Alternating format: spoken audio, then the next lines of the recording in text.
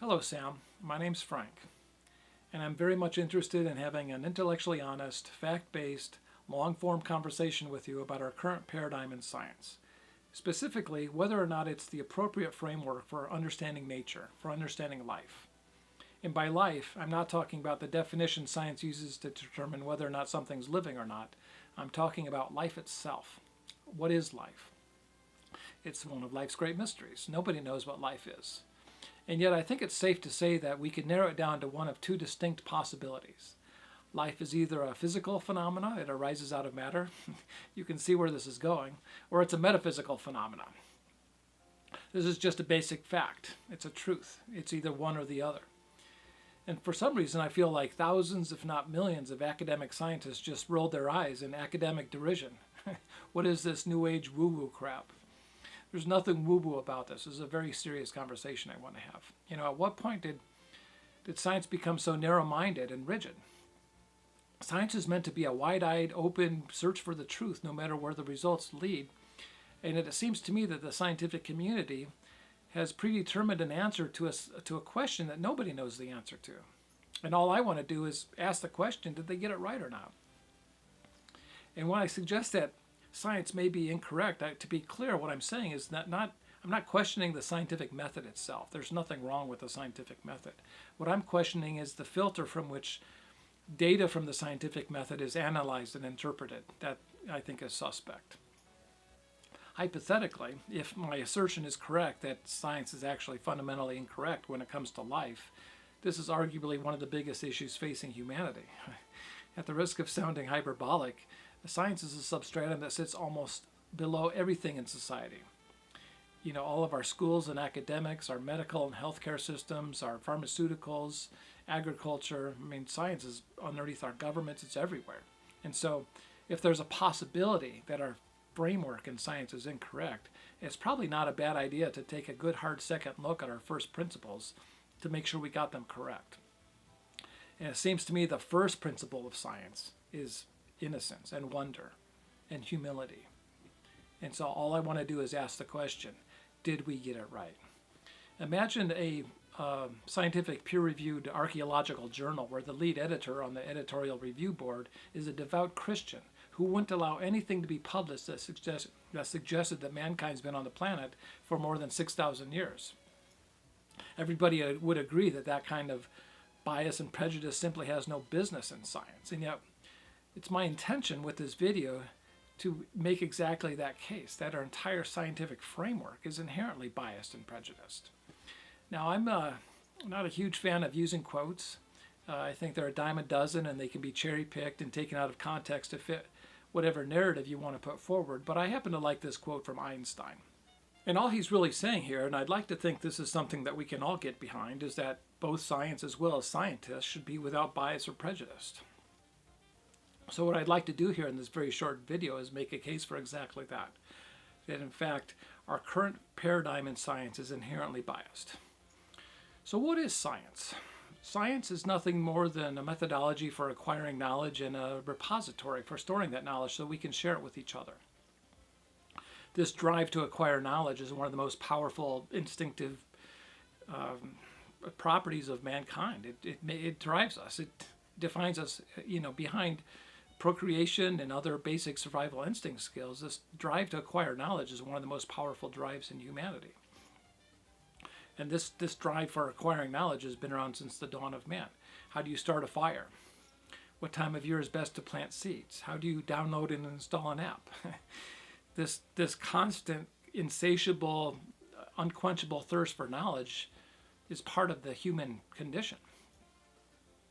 And science has always been philosophical in nature. So there's always been a philosophy of science, and that philosophy of science has morphed and churned and evolved along with science over the last few thousand years. So what I'd like to do in this very short video is first present a case for looking at our current framework in science and examining it and providing some facts that question the legitimacy of this current framework. Is it the best we have? Is there anything better that we can do? And then I'd like to follow that up with a case for how we might answer that question. I think I have some fairly compelling arguments for that. Socrates said knowledge begins in wonder. And since science is all about acquiring knowledge, it's fair to say, I think, that science begins in wonder. So if I can do nothing more in this first section than to get people into a state of wonder, I wonder if the current framework we have in science is not right, then I've succeeded. So what I've done is I've identified at least 7 schools of thought and fields of research that we can look at that draw question to whether or not this current framework in science actually works or not. And the first of these fields of research is human health and well-being. And if you look at science and technology over the last 100 years, you don't have to look any further than whatever device you're watching this video on to recognize how extremely powerful this version of science works. It's extraordinary. Hell, my father wasn't even born 100 years ago, and they didn't have refrigerators when he was born. And yet, look what we've done in 100 years. It's astounding. It's self-evident. You'd have to be an idiot to argue against the efficacy of how well this version of science works for certain things. But when you look at health and well-being, and you look at our health on all 5 levels, our physical health, our emotional health, our social health, our mental health, and our spiritual health, are we any healthier now than we were 100 years ago? Virtually everybody I've asked this question to not only says, no, we're not any healthier now than we were then, we're actually less healthier on all 5 levels. We've got epidemics of cancer, of diabetes, of obesity, of autoimmune diseases, autism, school shootings, depression, mass shootings, addictions. We're not well by any stretch of the imagination. So what's going on here? Imagine if we had the same trajectory in health and well-being over the last 100 years as we have in science and technology, how healthy we'd all be. But those two trajectories just don't match. In fact, you can say they're going in opposite directions. So that's one indication that maybe the current paradigm we have in science is not the best paradigm for understanding life, for understanding nature and biological organisms. The next school of thought that we can draw from to legitimize this question is the current framework we have in science, the correct framework, is the philosophy of consciousness. Now, for thousands of years, there's been an ongoing controversy amongst philosophers about the proper relationship between human consciousness and our external reality. And you can fit all the different theories and hypotheses and philosophies about this relationship into 3 different categories, I think. Now, I should have opened up with this. I'm not the world's smartest guy. I don't pretend to be. I'm sure most freshman philosophical majors could logic circles around me. But this really isn't about logic. It's about critical thinking and facts and having an intellectually honest conversation about where we're at with science. So anyway, I think we can fit all the different philosophies, hypotheses about this relationship between human consciousness and our external reality into 3 different categories. The first of these says that human consciousness is an epiphenomenon, an emergent property, a byproduct of brain function, of chemical reactions and electrical impulses in the brain. And this is called materialism, that consciousness arises out of matter. The second school of thought that we can draw from is the idea that along with light and magnetism and electricity and gravity, all these other universal forces, there's another universal force that we can call consciousness that seems to interoperate with our nervous systems to provide each one of us with the qualia, with the unique experiences that we all have. This model puts consciousness somewhat on an even footing as the material universe, and this is called panpsychism, that consciousness is everywhere. And the third school of thought says that the entire universe is an epiphenomena, an emergent property of some consciousness that's beyond space and time. And this model is called idealism, otherwise known as the primacy of consciousness, that consciousness is fundamental to existence. And the relevant point here is that this dispute that's been going on for thousands of years has never been resolved. And yet the scientific community has latched onto one of these as the de facto standard model. Did they get it right? The third field of study that we can look at to legitimize this question is modern physics and quantum mechanics. Now, I'm not going to be all new age and woo-woo about this at all. There's just 2 important issues with quantum mechanics that we can bring into the conversation that give rise to the question, is the current framework we have in science correct? The first of these is that quantum mechanics does not contradict any of these three philosophies about the relationship between human consciousness and our external experience. It would be actually good if they did. It would make our job a lot easier if we can eliminate them because of quantum mechanics.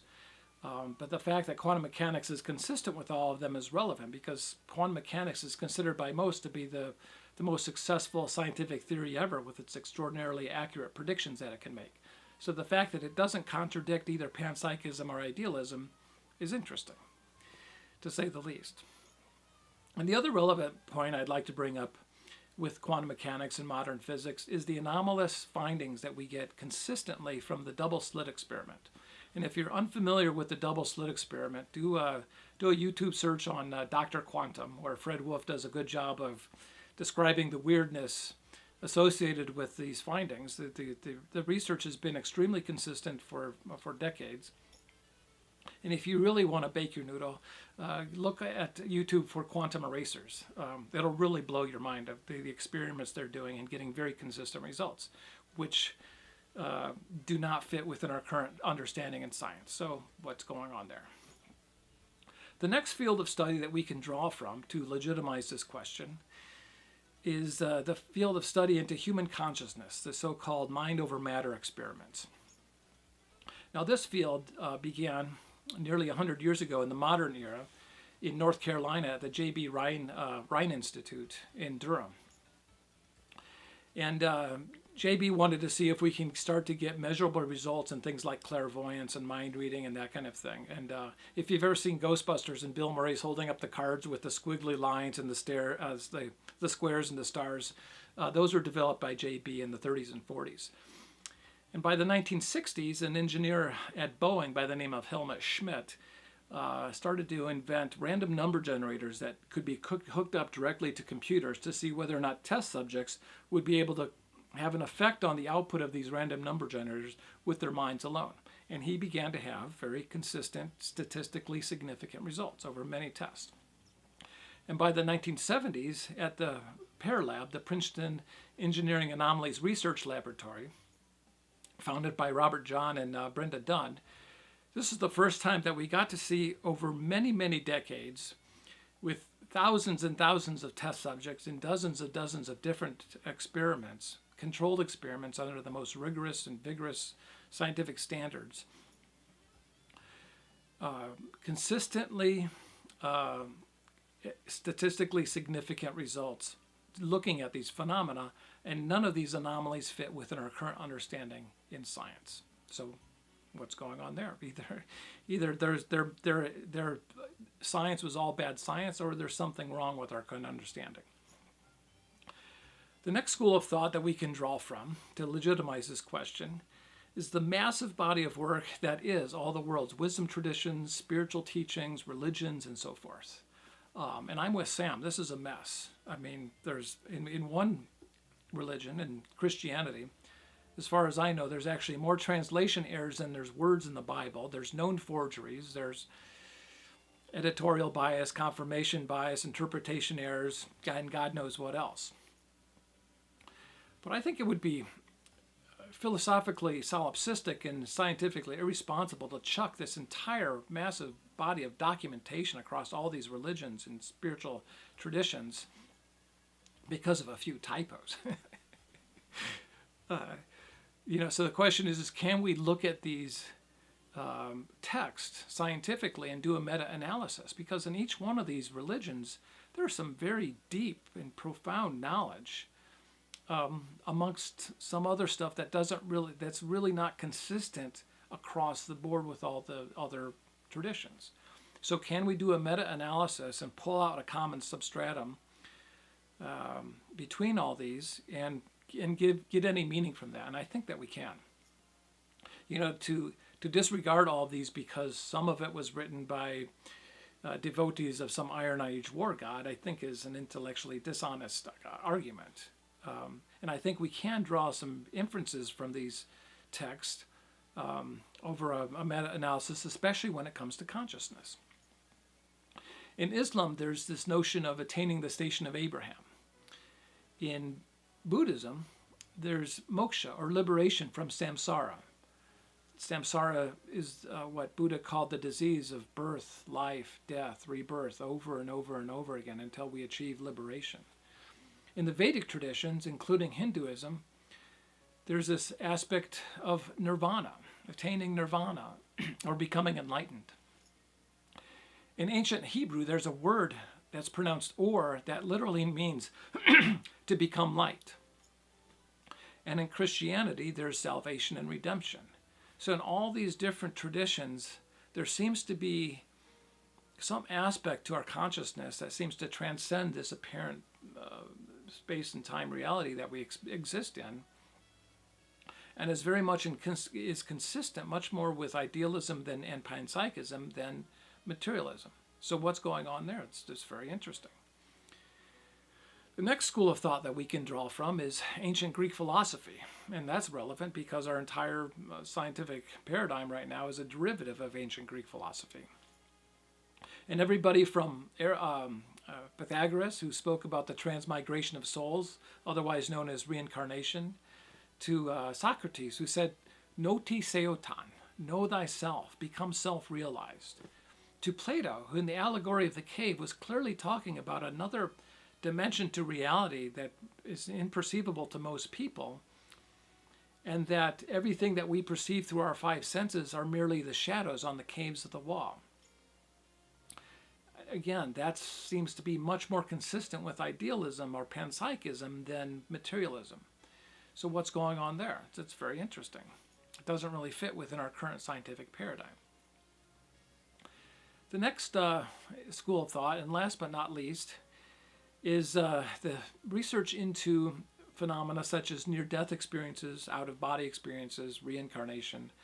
There's a tremendous amount of research and publications written on these. I'm reluctant to bring them up because they're the least scientific of all of these, and yet they seem to corroborate these other six categories, that there's something missing in science that's not capable of addressing all these different anomalies. So on their own, maybe they're not so meaningful, but in the context of these other six categories, I feel they're worth an honorable mention, to say the least. So there's 7 different fields of thought, fields of research, schools of thought, that are indications that maybe our current framework in science is not really right. And yet science doesn't seem to be willing to embrace them. You know, Thomas Kuhn, in his seminal work, The Structure of Scientific Revolution, said that it's not incremental discoveries and logical progressions in science that bring about scientific revolutions, but rather anomalies in the research data that force us to go back and reevaluate the old data and apply critical thinking to come up with a new paradigm that's inclusive of all the data. And yet we've got all these anomalies in the above 7 categories and more, and science hasn't budged a bit. So why is that? And at least when I'm talking about it hasn't budged a bit, I'm talking about the philosophical underpinnings that science has operated under since around the 1840s. So what I'd like to do here is lay out a case for why that is, do a very brief history of science and how we got to where we are today and where that is, and then lay down some arguments for how I think we can look at this intellectually.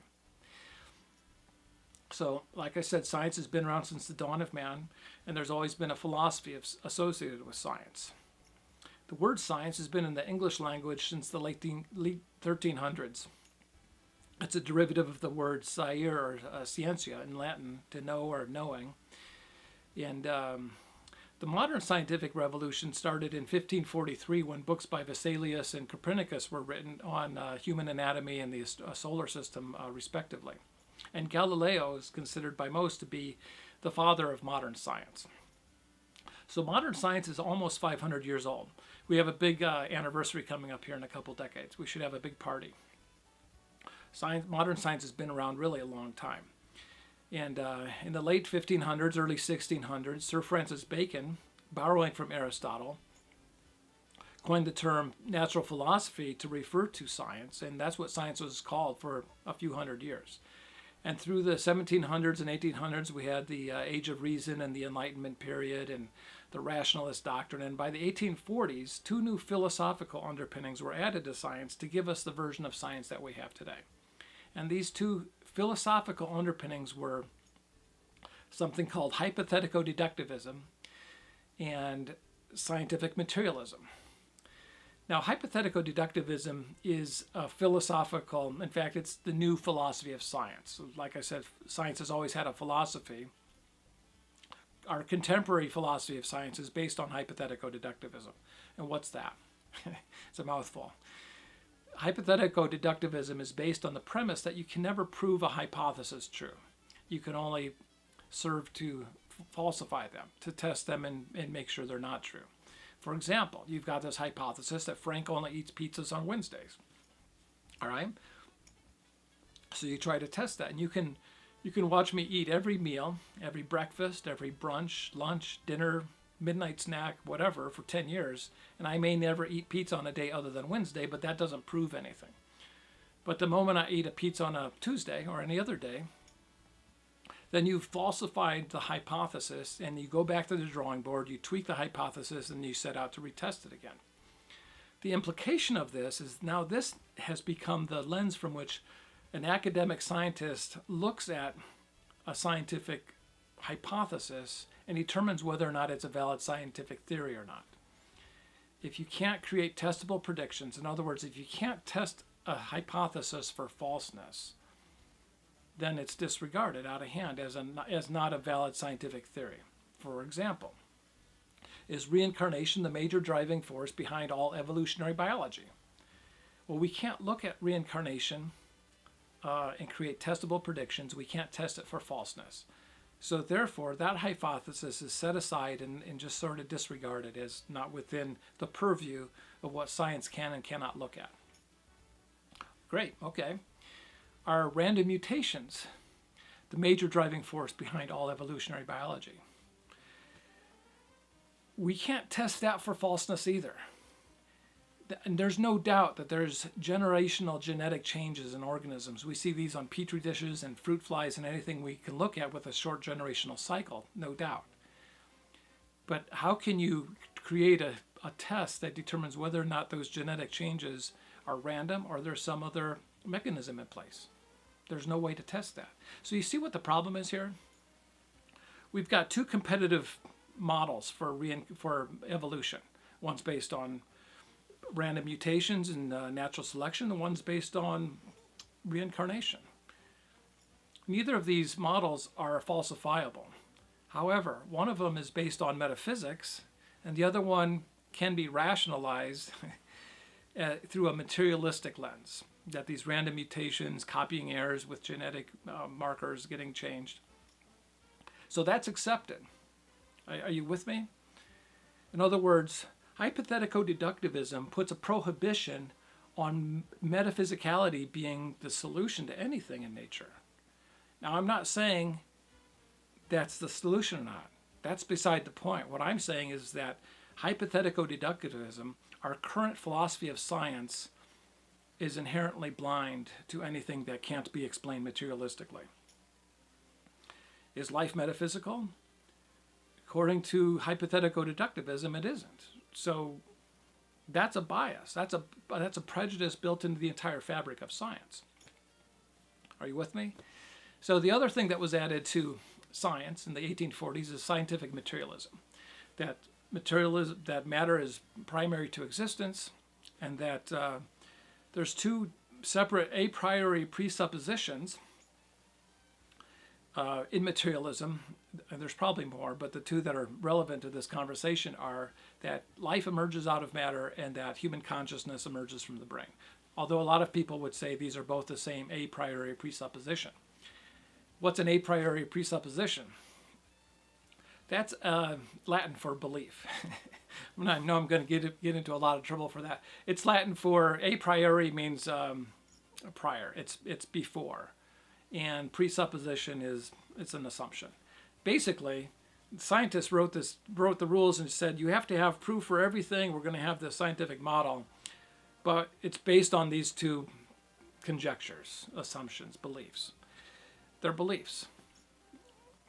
There's very little, if any, evidence that life was produced out of matter, and there's very little, if any, evidence that consciousness is produced by the brain. These are just sort of foundational first principles that were added to science with really no scientific basis. They could be correct. I'm not saying they're not. Well, okay, I'm saying they're not. Let's not beat around the bush. So the question is can we test either of these a priori presuppositions for falseness to test the entire model that science is currently based on? You know, it's interesting. I've looked at least a dozen different dictionaries at the definition of science, and all of them say basically the same exact thing, that science is a methodology for acquiring knowledge, and it's a repository for storing that knowledge so we can share it with each other. In none of these dictionaries does it say anything about hypothetico-deductivism, the philosophy of science, scientific materialism, and yet if you ask any academic scientist what science is, they're all going to think of the same thing about these things that I've mentioned. And this new version of science that's been around for the last 180 years, and keep in mind that modern science is 500 years old almost, is so radically different from its predecessors in science that it really deserves a new name, so that conversationally we can refer to it with a single name. So, for the sake of argument or the sake of this discussion, I'd like to call this new version of science that's based on hypothetico-deductivism and scientific materialism is postmodern science. Maybe someone else has named it. I've never seen it in the literature, but I'm not exactly a scholar, or am I an academic? I'm not even a gentleman. So, can we test either of these two a priori beliefs, that life emerges out of matter, or that consciousness arises out of the brain? So the first one, we cannot, actually. Some would argue that if we figured out how to start building new planets, we can test it, but I would argue back, well, life formed on this planet one way or another, so we're not going to be able to create testable predictions, even if we can create our own solar systems. But we've known for decades and decades that the basic materials required for life are lipids, amino acids, and self-replicating molecules. And there's this theory called abiogenesis that says that through a perfect storm, a confluence of events and volcanic heat and radiation, magnetism, electricity, whatever, and the materials happen to be at the same place at the same time, life formed. But there's no proof for this. It's just a theory, and there's no way to falsify that. However, we've known for decades and decades what these basic building blocks are, and we've never been able to produce life in the test tube. So that's an indication that maybe that model's not correct. You would think that if we had all that information and we had the world's greatest scientists working on producing life from matter, they could have maybe done it by now. And then the other thing in the other a priori presupposition, the other belief that modern science is based on, postmodern science, if you will, is the idea that consciousness arises from the brain. And this is something that I believe that we can test using the experiments conducted in the field of human consciousness. I think we can come up with at least 10 different testable predictions that should not be possible if the brain produces consciousness. Now, I've been asked by many, many people, are these tests sufficient? What meaning should we get out of these? And can we shoehorn some theory into our current understanding of consciousness to figure out how the brain produces this phenomena that seems to be able to work beyond space and time? So my answer to that is we need to look at this. We need to apply critical thinking, look at the broad perspective of this conversation, which goes back thousands of years, having to do with consciousness and its relationship with the outside world. And bear in mind that scientific materialism doesn't fit within a lot of different of our predecessors' ideologies and philosophies and spiritual teachings and other dimensions of our existence for millennia. I'll say this much. Had we had 180 years ago all the findings we have right now in human consciousness research, if we had all the documentation on near-death experiences, all those phenomena, if we had the meta-analysis across all the various spiritual traditions, wisdom teachings, religions, if we had our understanding on quantum mechanics and the findings from the double slit experiment, there's no way in hell I mean, straight up, there's no way in hell scientific materialism would have ever gotten off the ground. It doesn't have a lipid to stand on. I mean, that's just the way it is. Now, there's almost no evidence that the brain produces consciousness. And Sam will tell you that as a neuroscientist, we've known for 150 years that you can affect a person's ability to communicate with the outside world, their ability to interpret sensory input, their ability to store and recall memories, and their cognitive and computational abilities by having various traumas on different parts of the brain. But that's not a very intellectually honest argument to say that the brain produces consciousness. I mean, certainly there's a correlation between the brain and consciousness. We've known that forever. I mean, that's not a controversy. But to say that because you can cause a trauma on the brain and affect a person's consciousness, and therefore the brain's producing consciousness, just is not fair. I mean, I'm a computer scientist, and we've known for 50 years that you can affect a computer's ability to store and recall memories, their ability to communicate with the outside world, and to interpret sensory input, and their computational and cognitive abilities by pouring a Pepsi on the motherboard. Does that prove that a computer produces consciousness? Of course not. So what I've done is I've laid out 10 different testable predictions, and you take in all this into account. The history of consciousness, all the fact that scientific materialism just would have never gotten off the ground had we had all this information 200 years ago. And I've produced 10 testable predictions, none of which should be possible if the brain produces consciousness.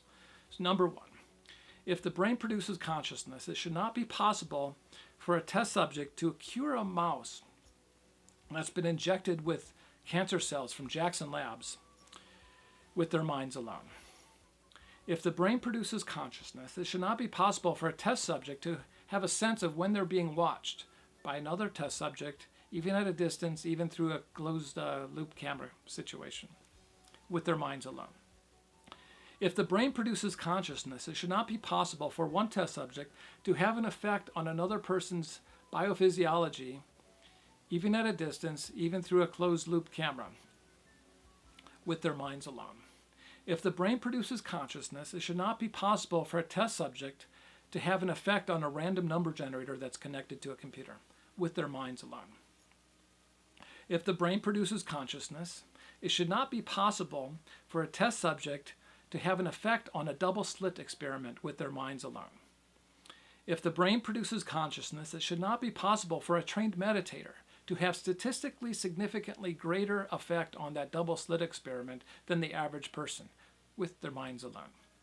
If the brain produces consciousness, it should not be possible for a test subject to do something in the present moment that has an effect in the past with their minds alone. If the brain produces consciousness, it should not be possible for a test subject to reach out into the future and pull back information with their minds alone. If the brain is producing consciousness, it should not be possible for a test subject to collect information from another test subject by simply holding or touching an object that that person has touched or held with their minds alone. And if the brain is producing consciousness, it should not be possible for a test subject to gather non-local information with their minds alone. So there you've got it, 10 testable predictions that none of which should be possible, I think, as do a great many people, if the brain is producing consciousness. Now, if one of these produced positive results, in other words, a couple standard deviations away from a 50-50 coin toss, in other words, that the test has been falsified, that should be enough for any intelligent, critical thinking adult, or anybody really, to look at that and say, wait a second, what's going on here? How could the brain be operating beyond space and time if the brain's producing consciousness? That doesn't make any sense. If, say, 5 of these tests produce positive results, in other words, 5 of these tests were falsified, I would think that almost any logical and open-minded person would look at that and come to the realization that the brain's simply not producing consciousness. That's not possible. However, if all 10 of these tests produce positive results, in other words, if all 10 of these tests are falsified, we must conclude The brain is not producing consciousness, and scientific materialism is the wrong model for understanding nature and for understanding life. And by virtue of the fact that neither panpsychism or idealism are falsifiable, we can't create testable predictions for them. That means by falsifying the one test that is falsifiable, materialism, we've falsified falsifiability. In other words, because hypothetico-deductivism only allows materialism as the only viable model, that means by falsifying materialism, we've falsified hypothetico-deductivism as the correct philosophical filter for getting to the ultimate truth. And we can eliminate panpsychism with a simple thought experiment. If panpsychism were the correct model for reality, because so many of these tests in human consciousness involve interfacing with a computer, that if panpsychism were the correct model, that would mean that computers are generating their own consciousness, and it's the human consciousness interoperating with the consciousness of the computer to give the results that we're getting. And I think we've all agreed that computers are not generating consciousness. So that's my case. It's interesting. Thomas Kuhn also said in his book, Structures of Scientific Revolutions, that in order to reject one paradigm in science, we need to have an alternative paradigm available to replace it with. Lucky for us, we've got idealism. At the risk of sounding Pollyannish, it seems to me that we can cure an awful lot of society's ills by embracing idealism. And one of these things that we can solve, not only has postmodern science been unable to solve, but by and large has been responsible for it. I seriously doubt that communism would have ever happened without postmodern science, and that's just one example. How much does science change by embracing idealism? I have no idea. Maybe a little bit, maybe a lot. Certainly for particle physics and material science, probably not at all. Maybe a little bit. But for agriculture and health and biology, it should change significantly. But the question is really, how much does society change by embracing idealism scientifically? It changes massively. It's not a coincidence that Western society is based on materialism, and Western science, postmodern science, is inherently materialistic. They're one and the same thing. Postmodern science is a form of institutionalized atheism. I mean, there's no getting around that. It puts a philosophical firewall against anything metaphysical from being included into the conversation. That's atheistic. Now, if you're like me and you want to look at how to heal somebody from a disease, you have to get to the root cause to understand what's going on and to cure them. We have a $3.5 trillion healthcare system in this country, and it's $5 trillion if you include food as medicine, which I think most of us should do. And everybody agrees that this healthcare system is inherently dysfunctional. And if you ask me, the root cause of our dysfunctional healthcare system is that it's based on the wrong model. It's based on materialism, and life does not arise out of matter. Life is metaphysical. We need a metaphysical healthcare system because that's what life is. So how do we move forward?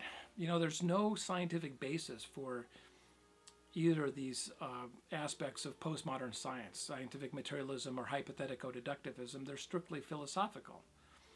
And yet I would argue it's actually ideological. It's ideological because you've got this core belief, the a priori presuppositions, and these core beliefs are protected by this sheath, by this philosophical construct that doesn't allow people to even look beyond the physicality for the solutions. Do you get that? So, like all other ideologies in the world, they're almost impossible to change because they've become so entrenched into our society, in whatever aspect of society you're in whatever ideological spectrum you belong to. But at the end of the day, I have faith in science. Science is based on one core principle, and that's humility. That's, I don't know, but I want to know. It's based on the wonder of a 5-year-old child who wants to know why the sky is blue. And I believe in my heart that science can change and can figure out how to look beyond this ideological construct that exists, excuse me, and has existed for the last 180 years and come up with a new paradigm that's inclusive of all the data. But in order for that to happen, what we need to do as a society, can science change from within? Science doesn't have a pope. You know what I'm saying? Like, there's no real leadership in science as an institution. So in order for us to change as a society, what I think is required is when you've got people who take things as certainties with very little or no evidence and ask us to take on faith these core beliefs, what we need to do is apply social pressure to these people and bring them to the table so that we can have this intellectually honest, long-form conversation and see if we can change science for the better. And to reject scientific materialism, it's just the wrong model. So, I think no one's really said this more eloquently. You can be certain than Sam with himself. zero evidence and respected for it. It is taboo to push the conversation into criticism of your beliefs. So what I'm advocating, really, and what I advocate in my book, is a kind of conversational intolerance. We don't need new laws. We don't have laws against Holocaust deniers. All we need is a standard of intellectual honesty where people who pretend to be certain about things they're clearly not certain about receive some conversational pressure. I couldn't have said it better myself, Sam. So yeah, I would love to have a conversation with you in an auditorium, on a podcast. I'd love to get together on Joe Rogan's podcast and hash this out. I think it'd be a blast. I think you and I have a tremendous amount in common, except for the materialism. I mean, we're both huge advocates on meditation. We both want to see science used to help everybody on the planet become healthy and happy. We both want philosophy to be able to be applied to help reconcile the differences not only between science and religion, but between all the religions with each other. I'm not a believer of throwing out the baby with the bathwater. I think every religion has something to offer, and I'm not going to judge somebody on their own spiritual choices. And I think it's easy to reconcile all the different religions through the lens of idealism. That's actually not much of a chore at all. Getting it to happen, that's another story. But logically, it certainly is a lot easier to reconcile religions through idealism than it is through materialism. The only way to do it through materialism is to chuck them all and say they're all nonsense and Iron Age war gods and all that stuff. So if any of you watching this agree that you'd like to see a conversation between Sam and myself one way or another, do me a couple favors. First,